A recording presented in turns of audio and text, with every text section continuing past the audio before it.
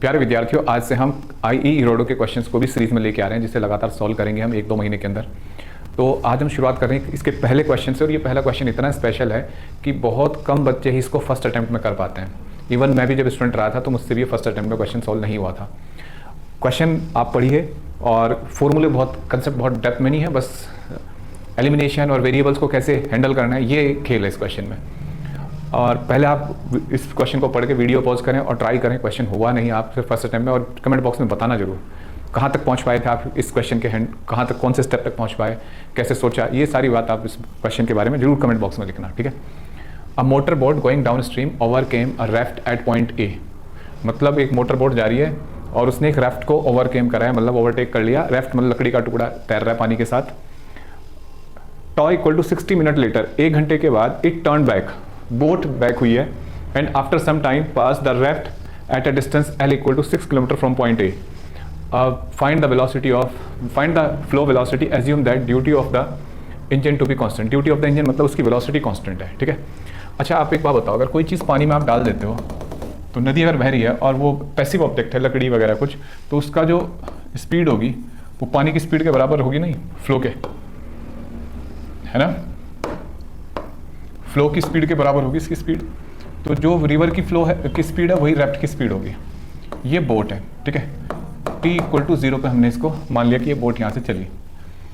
अब ये चल रहा होगा किसी पर्टिकुलर टाइम पे। अब ये बोट जो चलते जा रही है इसकी स्पीड v मान लेते हैं, ठीक है। फ्लो वेलोसिटी बतानी है।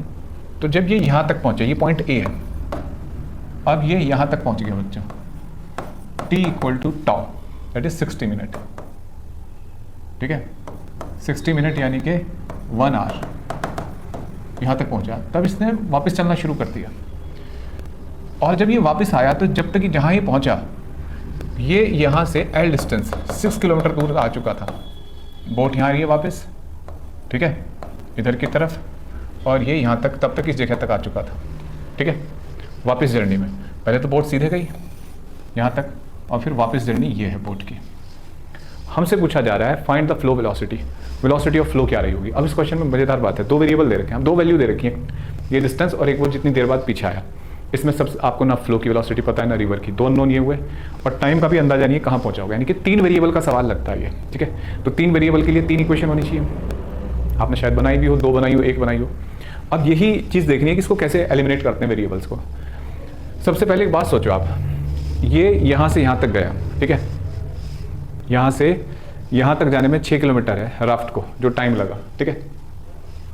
दूसरा, ये बोट यहाँ से चलती, पहले बोट गई ऐसे, फिर ये वापस आई, ठीक है।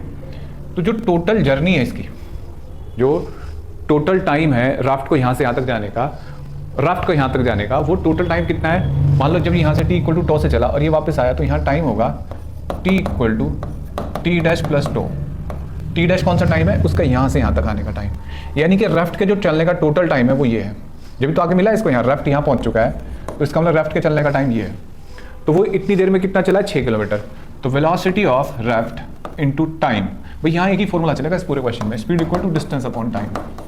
अब देखो, velocity of raft into time कर दो पूरा मल्टीप्लाई, तो कितना आ रहा है, 6 किलोमीटर, ठीक है।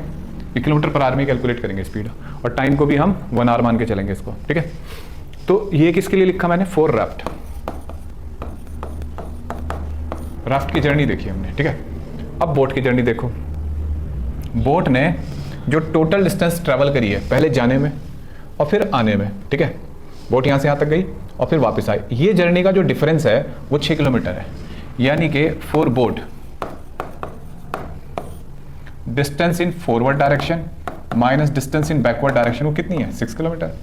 देख लो, फॉरवर्ड जर्नी में ये है, जिसे हम अप स्ट्रीम, डाउन स्ट्रीम बोल रहे हैं, और अप स्ट्रीम में वो कितनी आई है, बी एक्स बी, मतलब ये डिस्टेंस हमारी एक्स बी है और ये एक्स ए है, ठीक है। फॉरवर्ड बैकवर्ड लिखा है, तो ये फॉरवर्ड है और ये बैकवर्ड है। तो इन दोनों को सब्ट्रैक्ट करोगे तो 6 आएगा। अब फॉरवर्ड डिस्टेंस, ये अच्छा, ये बात हम 10th 9th क्लास में पढ़ चुके हैं कि अगर नदी बह रही है और उसमें बोट चल रही है तो नदी की फ्लो की स्पीड उसमें ऐड हो जाती है। तो यहाँ जो स्पीड होगी फॉरवर्ड डायरेक्शन में, तो v प्लस वी आर, और कितनी देर चली है बोट, टो टाइम, है ना, टाइम टॉ है ना यहाँ तक। और फिर बैकवर्ड में जो चली है तो v माइनस वी आर हो जाएगी। बोट की स्पीड फ्लो से घट जाएगी ना। राफ्ट की स्पीड और रिवर की स्पीड सेम है, ये ध्यान रखना है, इक्वल टू 6। समझ आ गया बच्चों? अब देखो v into tau plus V R into tau minus V, ये टी डैश पे मल्टीप्लाई होगा बच्चों, v minus V R into T dash, यहाँ तक का टाइम, तो v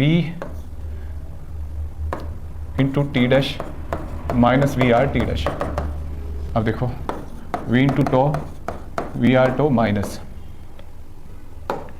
we T dash plus V R T dash equal to 6। देखो बच्चों v tau minus T dash plus V R tau plus T dash equal to 6। V R common लेंगे ना, to plus T dash. अब आप एक बात देखिए, ये पूरी value V R tau plus T dash किसके बराबर है? बाय इक्वेशन फर्स्ट ये 6 के बराबर है ना, तो v into tau minus T dash plus 6 equal to 6, ये कट गया, यानी कि v tau minus T dash equal to 0, यानी कि यहाँ से T dash equal to tau, और टी डैश कितना है, टो कितना 1 आर, तो ये आ गया 1 आर। ठीक है, अब तुम देखो हमें चाहिए रिवर की वेलोसिटी। अब देखो बाय फर्स्ट, फिर फर्स्ट में वैल्यू रखो, वी आर टो भी 1 आर है और टी डैश भी 1 आर है, तो 1 प्लस 1 इक्वल टू 6, तो वी आर कितना आ गया 3 किलोमीटर पर आवर। ठीक है, तो भैया ये रिवर की वेलोसिटी है। अगर आपसे पूछ ले कि बोट की वेलोसिटी बताओ तो वो भी कैलकुलेट कर सकते हो, वैल्यू में पीछे वैल्यू में रख दो फर्स्ट सेकंड इक्वेशन में। तो इस तरीके से हमने क्वेश्चन सॉल्व करा और लगातार ऐसे ही आपके क्वेश्चन आते रहेंगे। 1-1.5 महीने के अंदर आप इन क्वेश्चंस को करते जाओ, कलेक्शन बनाते जाओ, तो आपका काफ़ी कंसेप्ट तैयार हो जाएगा फिजिक्स में। अगली वीडियो में मिलते हैं, बाय बच्चों।